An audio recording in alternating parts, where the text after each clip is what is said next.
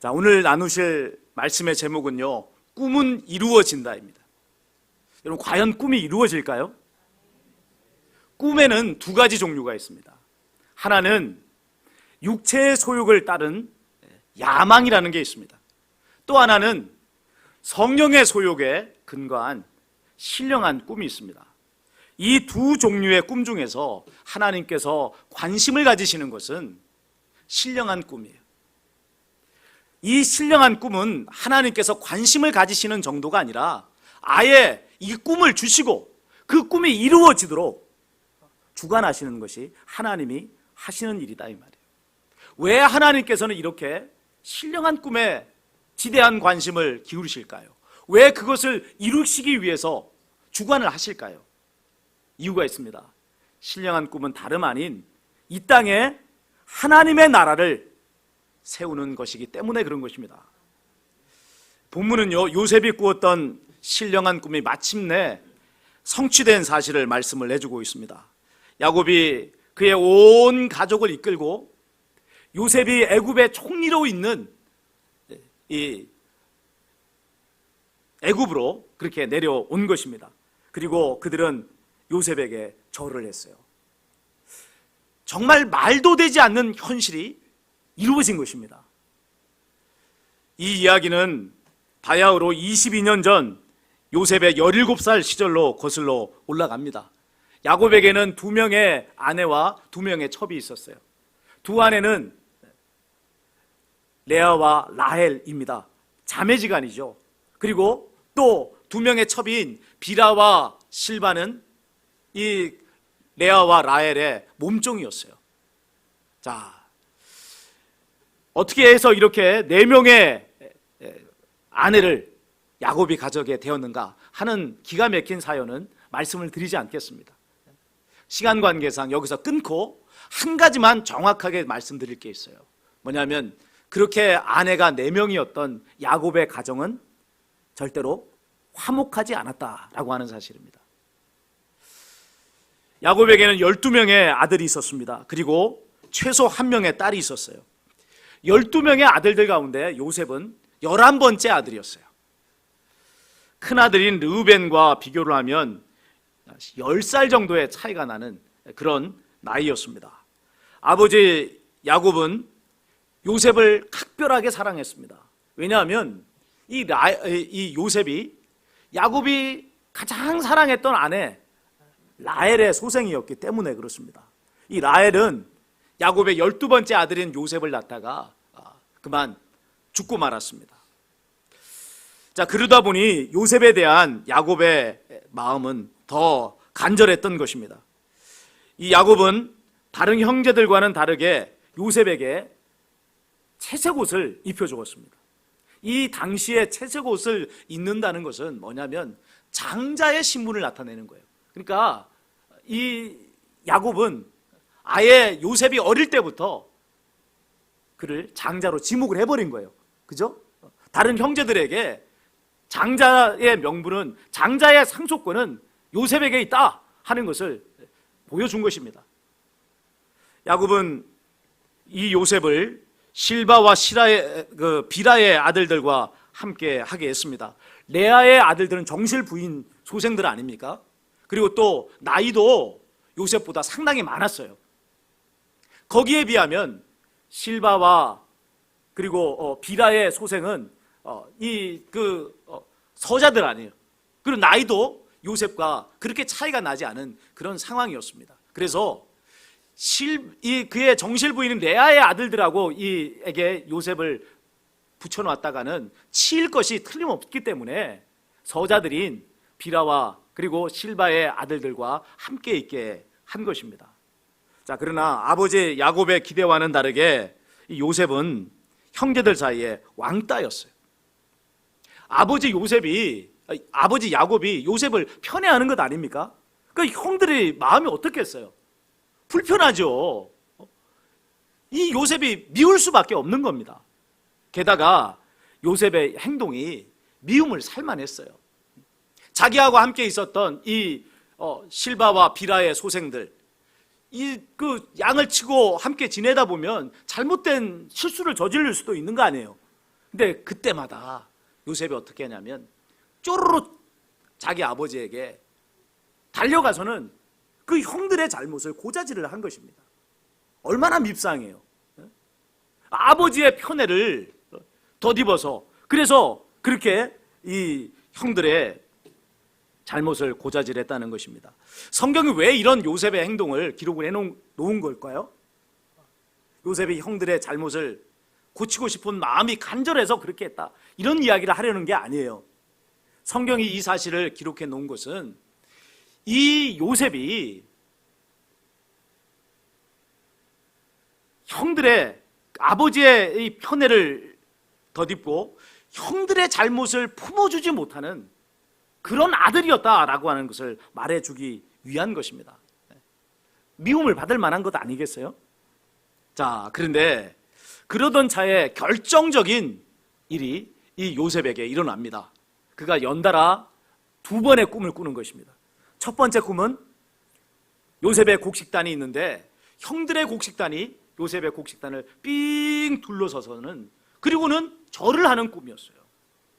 이 꿈을 꾸고서 요셉은 그의 형들에게 가서 자랑합니다. 형들 들어보시오. 당신의 곡식단들이 내 곡식단에게 절했습니다. 형들의 반응이 싸늘합니다. 뭐라고 말하겠어요?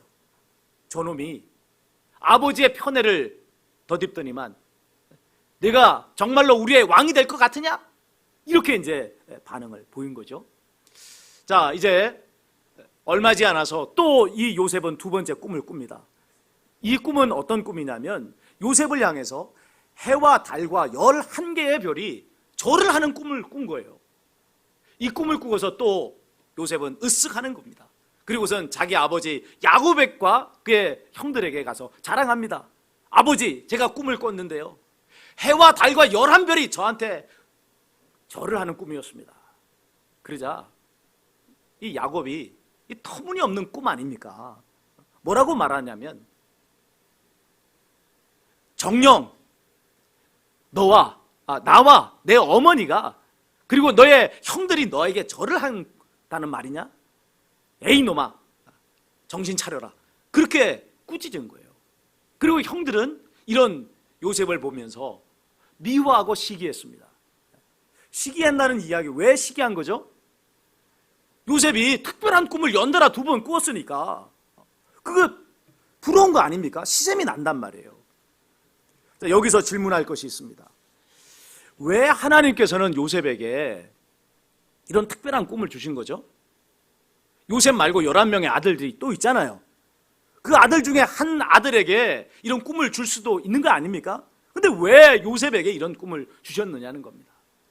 요셉에게 어떤 특별한 그 꿈을 주셔야만 하는 특별한 이유가 있는 거예요? 자, 요셉에게서 그 이유를 찾으려고 하면 우리는 바른 답을 얻을 수가 없어요. 요셉 보세요. 어떤 사람입니까? 뺀질이잖아요. 고자질쟁이잖아요. 무슨 이 요셉에게서 하나님이 대단하게 여기고 그에게 꿈을 꼭 주셔야 될 그 이유가 어디 있겠어요? 죄인 중에 한 사람에 지나지 않는 것입니다. 그런데도 하나님께서는 요셉에게 특별한 꿈을 주셨단 말입니다. 왜 그런 거죠? 바로 이것을 하나님의 주권적 선택이다, 이렇게 말을 하는 것입니다. 하나님께서는 이 세상에 인류의 구원의 역사를 펼쳐나가시죠. 이 세상의 역사의 주관자는 누구십니까? 하나님이단 말이에요. 사람이 이 세상의 역사를 펼쳐나가는 게 아니에요. 하나님께서 하나님의 계획을 가지시고 이 세상의 역사를 펼쳐나가시는 겁니다. 자, 이 하나님의 역사를 펼쳐나가실 때 하나님께서 필요한 사람 세워서 쓰실 수 있는 거 아니겠어요? 바로 이것이 하나님의 주권적 선택이에요. 하나님께서 오늘 이 요셉을 선택하신 이유는 그에게 어떤 대단한 능력이 있었기 때문이 아니라 하나님이 주권적으로 그를 선택하셨기 때문에 그 역사가 일어났다는 사실을 알아야 됩니다. 예수님을 믿는 성도라면요, 누구든지 이런 일이 일어날 수가 있어요. 어느 날 내게 하나님의 나라에 대한 위해서 어떤 일을 하고 싶다는 강렬한 꿈이 생겨났습니다. 내가 생각하기에 이 꿈을 꾼다는 거, 이런 일을 한다는 거 정말로 지금 내가 가지고 있는 형편이나 능력으로는 말도 안 되는 그런 꿈이에요. 주변의 사람들에게 이런 꿈을 꿨어요 이렇게 이야기하면 듣는 사람들마다 에이 하면서 손을 내젓는 그런 일이단 말이에요. 그런데 그런 내 마음에 생긴 꿈이 없어지질 않아요. 더 강렬하게, 더 뜨겁게 타오르게 되면 어떻게 하는 거죠? 그것을 어떻게 해야 되는 거예요? 여러분, 그런 일이 17살에 일어날 수도 있단 말이에요. 30살에 일어날 수도 있어요. 모세처럼 80에 그런 강렬한 꿈이 우리를 사로잡을 수도 있는 것입니다. 꼭 애굽의 총리가 되어야 될 필요도 없어요. 하나님께서는 다양한 삶의 자리에서 우리를 쓰시는 것 아닙니까? 자, 처음에 요셉은요, 그의 꿈을 바르게 해석하지 못했습니다. 형들과 마찬가지로 육신적인 차원에서 그의 꿈을 해석합니다. 뭐라고 이야기합니까? 내가 형들의 왕이 될 거야. 이게 요셉이 했던 해석이었어요. 그러나 하나님이 주신 꿈은요, 육신적인 차원에서 해석해서는 바르게 해석할 수가 없습니다. 하나님께서 요셉에게 주신 꿈은 요셉이 영의 사람이 되는 것과 아주 깊이 관계가 되어 있습니다. 그러면 하나님께서 요셉을 아버지와 어머니, 형제들에게 절을 받는 존재로 세우시겠다고 하는 이 꿈의 본질이 뭐겠어요? 그들을 품고 섬기는 자가 되게 하시겠다는 거예요. 이게 진정한 왕의 모습 아닙니까? 왕은 육신적인 차원에서 생각하는 왕은 어떤 모습이에요? 위에서 군림하면서 심부름시키고 지시하고 섬기게 하는, 그게 왕의 직이라고 생각을 하지 않습니까? 그러나 여러분, 하나님이 말씀하시는 왕은 어떤 왕이에요?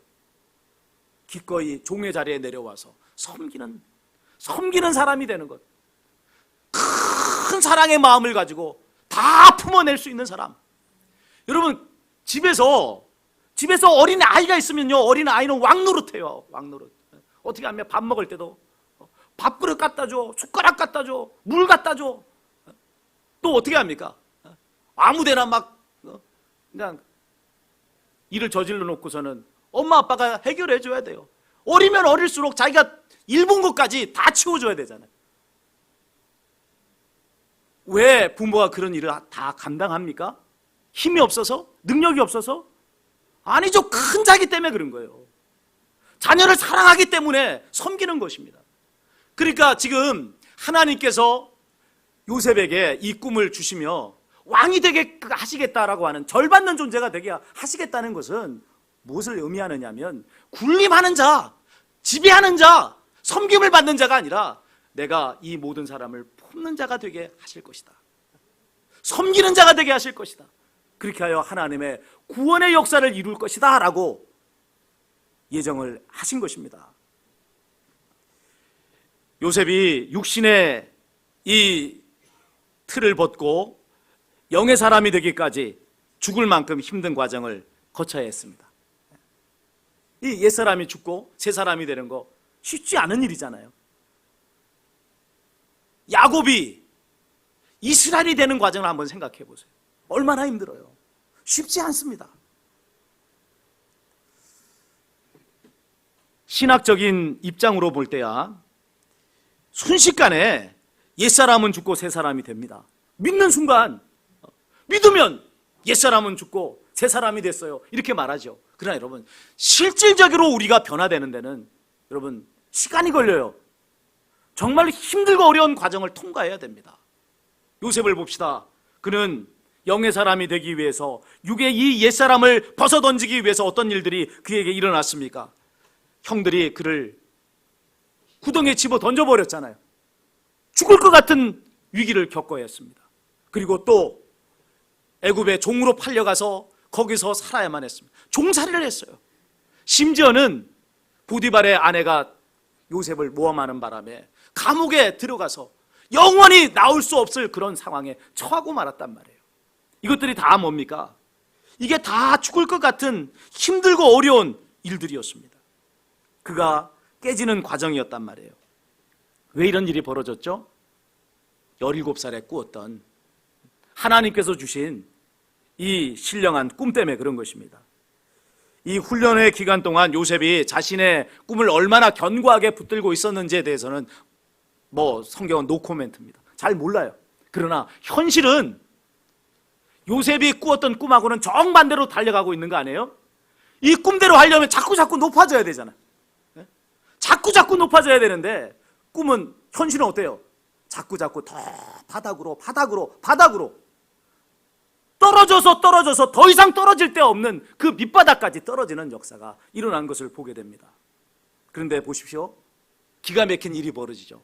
그렇게 요셉이 높은 자리에서 밑바닥으로 떨어지는 그 과정 속에 요셉 자체가 바뀌는 역사가 일어나요. 타인에 대해서, 타인의 고난에 대해서 공감하며 섬기고자 하는 마음을 가지는 사람으로 바뀌어지더라는 거예요. 이런 변화의 모습이 감지되는 사건이 있습니다. 그게 뭐죠? 감옥에서 있었던 사건. 바로의 감옥에 갇힌 두 신하의 꿈을 해석해 준 일입니다. 바로 왕의 술 맡은 관원과 떡 맡은 관원이 직무상과 관련된 잘못으로 감옥에 갇히게 되었어요. 그들은 이 바로의 신복 가운데 신복입니다. 또 지금은 여러분 대통령이 되면 임기가 5년이에요. 그죠? 5년이 지나면 이제 새로운 대통령이 세워집니다. 자, 그런데 여러분 과거의 왕정 시대는 어땠습니까? 한 번 왕이면 언제까지 왕이죠? 죽을 때가 5년마다 교체하는 거 아니에요. 한 번 왕이 되면 죽을 때까지 왕이 되는 겁니다. 그러면 여러분 이 왕에게 밑보인 사람은 어떻게 되죠? 왕에게 밑보인 사람은 왕이 죽을 때까지 길을 못 보이고 살게 돼 있어요. 정치적인 직위에 오르고 그 꿈도 못 꾸는 겁니다. 그러면 자기가 정치적으로 좀 제기를 하고 뭔가 좀 숨구멍을 튀고 고개를 좀 뻣뻣이 들고 살려고 하면 어떻게 해야 돼요? 왕이 죽어야 돼요. 어떻게 하면 왕이 죽습니까? 그래서 여러분 왕정 시대에는 여러분 왕에 대한 여러분 그 살해의 역사가 부지기수로 일어난 거예요. 왕을 죽이는 가장 손쉬운 방법은 뭐냐면 음식에 독을 타는 것입니다. 여러분 기미상궁 역사 드라마 같은 걸 보면 이제 상궁 가운데 그죠? 기미상궁이 나와요. 여러분 기미상궁 하는데 여러분 함부로 부를 수 있는 이름이 아니에요. 기미상궁이 어마어마한 여러분 권세를 가지고 있는 사람입니다. 기미상궁은 왕에게 올려드리는 음식에 간을 맞추는 사람이 아닙니다. 먼저 맛보고 맛있군 이런 정도가 아니에요. 이건 누구나 다 하지. 기미상궁이 하는 일은 뭐냐면 제일 큰 사명은 음식에 독이 있는지 없는지를 먼저 먹어보는 겁니다. 독이 들었으면 어떻게 될까요? 자기가 먼저 죽는 거예요. 이게 기미상궁이에요. 자, 여기 술 맡은 관원, 떡 맡은 관원의 직규가 바로 그런 것입니다. 이 사람들은 왕의 신복 가운데 신복이었어요. 아니 왕이 마시는 술에다가 독 한 방울 떨어뜨리면 죽는 거 아니에요.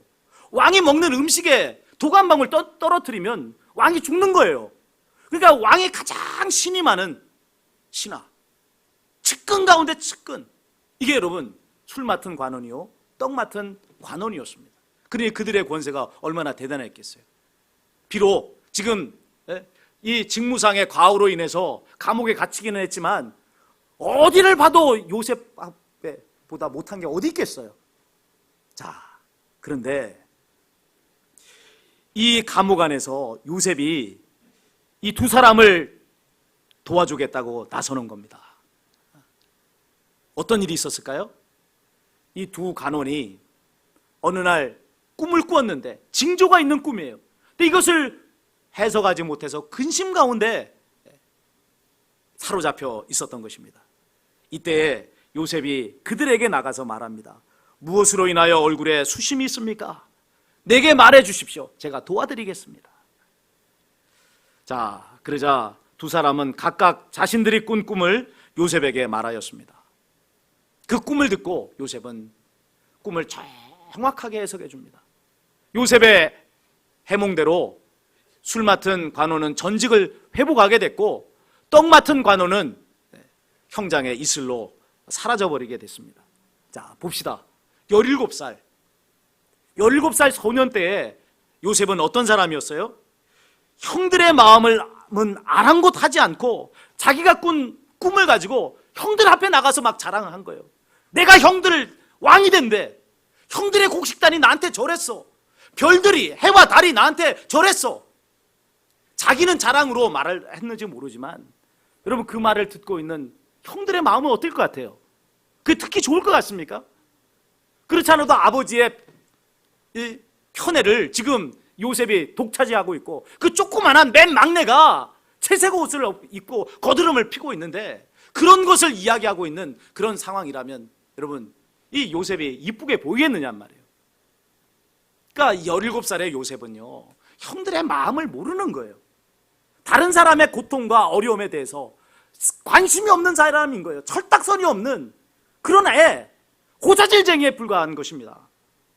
그러나 10년의 고난의 시간이 그를 철들게 하더란 말이에요. 그 밑바닥까지 떨어지고 나니까 사람들의 얼굴에 있는 수심이 보이고, 사람들이 가지고 있는 마음의 근심이 보이는, 그것을 바라볼 수 있는 사람이 된 것입니다. 2명의 이 관원의 얼굴에 있는 수심, 어떻게 이 요셉이 발견했겠어요? 그 사람들의 형편을 이해하고 그들의 모든 것들을 민감하게 바라보다가 얼굴에 수심을 있는 것을 읽어낸 것 아닙니까? 이런 요셉에게 하나님께서는 꿈을 해석할 수 있는 능력을 주신 것입니다. 꿈을 주신 분이 하나님이시기에 하나님하고 통해야, 하나님과 마음이 통해야 그 꿈을 제대로 해석할 수 있는 거예요. 하나님께서 주신 꿈인데 하나님하고는 마음이 완전히 다른 사람이에요. 어떻게 그 꿈을 해석합니까? 세상 지식으로 해석해요? 뭘로 해석해요? 하나님하고 통해야 된단 말이에요. 근데 그 하나님과 통하는 것이 뭐예요? 하나님의 마음하고 합해야 하나님하고 통할 수 있는 거 아니겠어요? 여러분, 하나님의 마음이 어떤 마음입니까? 이 세상에 고난당하는 자, 죽어가는 영혼을 불쌍히 여기셔서 그들을 살려내고자 하는 것이 하나님의 마음이에요. 섬기고자 하는 마음이 하나님의 마음 아닙니까? 그래서 자기의 아들을, 우리를 구원하시기 위해서 이 세상에 보내주신 분이 하나님이란 말이에요. 요셉에게 그런 마음이 생기기 시작한 것입니다. 감옥에서 2년의 시간이 더 흐른 후에 요셉은 갑작스럽게 바로 앞에 불려가게 됐습니다. 바로가 연거푸 2번의 꿈을 꾸었는데 그 꿈을 애굽에 있는 그 어떤 박사들도 해석하지를 못하는 거예요. 그때 술 맡은 관원이 이 요셉을 추천을 한 것입니다. 바로가 꾼 꿈은 7년의 풍년과 7년의 기근의 꿈이었습니다. 요셉은 그 꿈을 정확하게 해석을 해 주었어요. 게다가 이 7년의 흉년의 기간 어떻게 대비해서 그 기간을 무사히 지내야 될 것인가, 대비책까지 다 알려줍니다. 자, 여러분, 꿈의 해석은 그렇다 치더라도 이 대비책은 어디서 난 걸까요?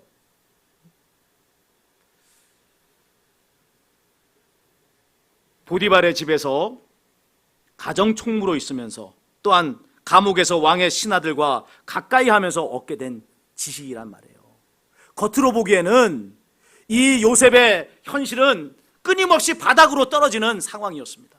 그러나 여러분, 그 바닥으로 떨어지는 그 기간 동안 하나님께서는 요셉을 장차 애굽의 총리로서 이 세상을 구원할 수 있을 만한 지식을 갖추는 사람으로 훈련을 시킨 거예요. 보디발의 집에 가정총무로 있으면서 가정을 관리하고 왕의 높은 신하들하고 만날 수 있었어요. 감옥에 있으면서 어떤 일이 벌어집니까? 이 바로 왕의 측근 가운데 측근인 술 맡은 관원, 떡 맡은 관원을 가까이에서 지켜보면서 교제하면서 애굽의 경제에 대해서 배웁니다. 애굽의 정치에 대해서 배웁니다. 왕실의 법도에 대해서 배우는 역사가 일어났단 말이에요. 생각해 보세요. 17살짜리 히브리 소년 아닙니까? 애굽 사람도 아니에요. 히브리 소년이 어디에서 이렇게 높은 신분의 이 애굽의 고위직 관리들을 만납니까? 이 요셉이 애굽으로 유학을 온들, 여러분 이런 사람 만나서 과외 교육 받을 수 있겠어요? 생각도 할 수 없는 일 아닙니까? 근데 기가 막히게도 하나님께서는 그 일을 하신 거예요. 현실로 볼 때는 요셉이 끊임없이 떨어지는 상황이었는데 하나님께서는 그 상황마다 애굽의 높은 직위의 사람들을 그의 옆에 붙이셔서 교육을 받게 한 것입니다. 자, 이런 훈련이 된 요셉, 그런 준비가, 지식적인 차원에서의 준비가 다 끝난 요셉이 영의 사람이 되고 섬김의 사람이 되니까 그것을 펼칠 수 있는 장이 활짝 열리게 된 것입니다. 요셉이 기근의 대비책을 말해준 것을 한번 보십시오. 꿈만 해석해 준 게 아니라 대비책까지 말해줬잖아요. 우리라면 그렇게 안 한단 말이에요. 어떻게 하겠어요?